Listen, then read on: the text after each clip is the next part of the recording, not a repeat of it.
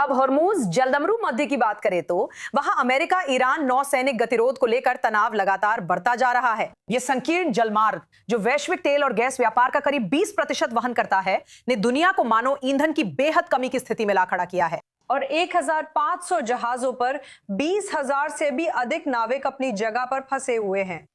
अब हमारे साथ जुड़ रहे हैं कैप्टन जाहिर ईरानी, जो कॉन्स्टलेशन मरीन सर्विसेज के चेयरमैन हैं और क्षेत्र के सबसे अनुभवी समुद्री सलाहकारों में से एक हैं, जिनके पास समुद्र में 35 वर्षों से अधिक का अनुभव है। नमस्ते और हमारे साथ जमीन से जुड़ने के लिए धन्यवाद।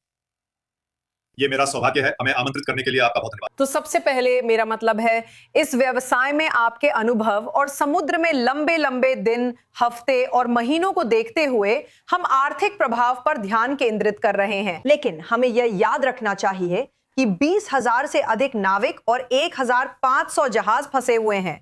वो अनुभव कैसा होता है? उनके लिए ये बहुत डरावना है, मुझे कहना होगा। समुद्र में रहना, परिवार से दूर और बाहर होना अपने आप में काफी बुरा है, लेकिन मुझे कहना होगा कि ये हमारे नाविकों के लिए बेहद बेहद कठिन स्थिति है, जिन्हें ये नहीं पता कि उन्हें कब छुट्टी मिलेगी और ना ही ये पता है कि अगली यात्रा कहाँ के लिए तय है। सिर्फ उनके लिए ही नहीं, बल्कि ये उन परिवारों के लिए भी चिंता का विषय है जो घर पर हैं और अपने सदस्यों की चिंता कर रहे हैं जो इन जहाजों पर हैं, क्योंकि अभी भी अनिश्चितताएं हैं और ऐसी खबरें आ रही हैं। स्पूनर्स और मिसाइलें उनके सिर के ऊपर से उड़ रही हैं और यहाँ तक कि यूएई के पश्चिमी तट के आसपास एंकर पर खड़े जहाजों पर भी हमले की खबरें आ रही हैं। अब क्या होता है? उन्हें खाना कैसे मिलता है? क्या उनके पास बिजली या फोन चार्ज करने की जगह है? क्या वे पूरी तरह ग्रिड और रडार से बाहर हैं?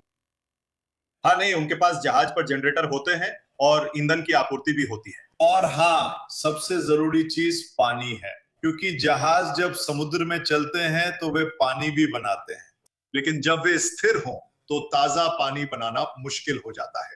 लेकिन मैं आपको बता सकता हूं कि कम से कम यूएई के समुद्र तक पर पानी और खाने जैसी जरूरी चीजों की आपूर्ति काफी आसानी से उपलब्ध हो जाती है। लेकिन ये उन जहाजों के लिए है जो दुबई एंकरेज, शारजाह एंकरेज, रास अल खैमा एंकरेज पर है। फिर भी ये सामान्य नहीं था कि जहाजों को पानी बार्ज के जरिए पहुंचाया जाए, क्योंकि आमतौर पर जहाजों को ये जरूरी चीजें तब मिलती हैं जब वे किनारे पर आते हैं और जब वे बंदरगाह में होते हैं। तो वहां कनेक्शन और होज होते हैं जहां वे बस अपना ताजा पानी भर लेते हैं और जरूरत पड़ने पर अपनी यात्रा जारी रखते हैं। जब वे सक्रिय समुद्री यात्रा पर होते हैं तो उन्हें इसकी भी जरूरत नहीं होती। तो ये समस्याएं हैं, लेकिन फिर जहाज पर राशनिंग होती है। और सबसे बड़ी समस्या उन जहाजों के लिए है जो तट रेखा से दूर अंदर की ओर हैं, तटीय देशों के क्षेत्रीय जल में नहीं है, जैसे कि बहरीन, कतर, कुवैत जैसे तटीय देशों के क्षेत्रीय जल में नहीं है। ऐसे में इस समय इस तरह की सप्लाई के लिए यूएई सबसे सुविधाजनक बंदरगाह है। क्या केप के आसपास वैकल्पिक पाइपलाइनों से रीरूटिंग संभव है? एक बार अंदर जाने के बाद वे वहीं रहेंगे। जब तक वे होर्मुज से बाहर नहीं निकलते, वे बाहर नहीं जा सकते। तो रीरूटिंग एक विकल्प है जब जहाज अंदर नहीं आ रहे हैं। अरब की खाड़ी अगर मैं कहूं, अगर वे अंदर हैं तो उन्हें माल हो या न हो, किसी भी तरह बाहर निकलने का रास्ता ढूंढना होगा और फिर चार्टर से समाधान करना होगा। जहाज हैं और सामान्य जहाज मालिक ऐसा कर रहे हैं। जहाज खाड़ी में ऊपर नीचे चलते रहते हैं ताकि वे पानी बना सके, लेकिन ईंधन जलाकर ताजे पानी का जनरेटर चलाना पानी बनाने का महंगा तरीका है। ये अजीब है कि वे पानी में फंसे हैं, फिर भी पानी पाना मुश्किल है, समझना मुश्किल है, पर मैं जानती हूं कि ये गंभीर है। आखिर में आपके दशकों के खाड़ी अनुभव के आधार पर वो एक बात क्या है जिसके बारे में जनता या नीति निर्माता शिपिंग उद्योग और वैश्विक अर्थव्यवस्था पर पड़ने वाले दीर्घकालिक प्रभाव को कम आंक रहे हों? देखिए, मैं व्यक्तिगत रूप से महसूस करता हूं कि सी क्रू की अदला बदली कर पाना एक बहुत ही महत्वपूर्ण पहलू है जिसे ध्यान में रखना चाहिए।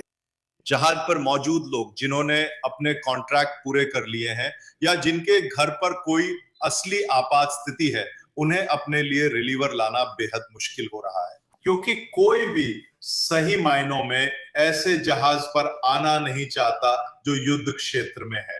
यहां तक कि अगर उन्हें वाटर अलाउंस भी दिया जाए, तब भी उनके लिए कॉन्ट्रैक्ट खत्म होने या आपात स्थिति में रिलीव होना बेहद मुश्किल है। तो उन मालिकों और उन परिवार के सदस्यों के लिए मुझे कहना होगा कि आपको हिम्मत बनाए रखनी होगी। ये दुर्भाग्यवश बहुत कठिन समय है, बहुत असामान्य है, लेकिन अगर हम कर सकें, वैसे यूएई के अंदर और बाहर अगर ऐसे क्रू सदस्य हैं जो उन जहाजों में शामिल होने के लिए तैयार हैं, तो क्रू बदलना संभव है। मैं 22 साल से यूएई में हूं और फिलहाल छुट्टियों में पुणे आया। मैं आपको अपने स्रोतों से बता सकता हूं कि कल तक मिली जानकारी के मुताबिक वहां क्रू में बदलाव काफी सक्रिय रूप से हो रहा है। एंकरेज पर पानी की सप्लाई भी हो रही है। दुबई एंकरेज में 200 से ज्यादा जहाज हैं जो सक्रिय बंदरगाहों में से एक हैं जहां इन्हें पानी, खाना, राशन और ईंधन मिलता है। ये हो रहा है, लेकिन बहुत कम मामलों में। जैसा मैंने कहा, लॉजिस्टिक समस्या है। मुश्किल से 2 या 3 बार हैं जो पानी लेके अंदर बाहर जा रही हैं और इतनी सारी जरूरतमंद जहाजों को पानी सप्लाई करने की कोशिश कर रही हैं। तो ये संभव है, लेकिन ये एक बेहद विकट स्थिति है। ये साधारण नहीं है और समुद्र में जहाजों पर मौजूद लोगों व उनके परिवारों के लिए चिंता का कारण है। ठीक है, बहुत बहुत धन्यवाद। ये जानना बहुत ही दिलचस्प था कि अंदरूनी हालात वास्तव में कैसे हैं। कप्तान जहर ईरानी, एक बार फिर धन्यवाद। हमें बुलाने के लिए धन्यवाद, खुशी हुई।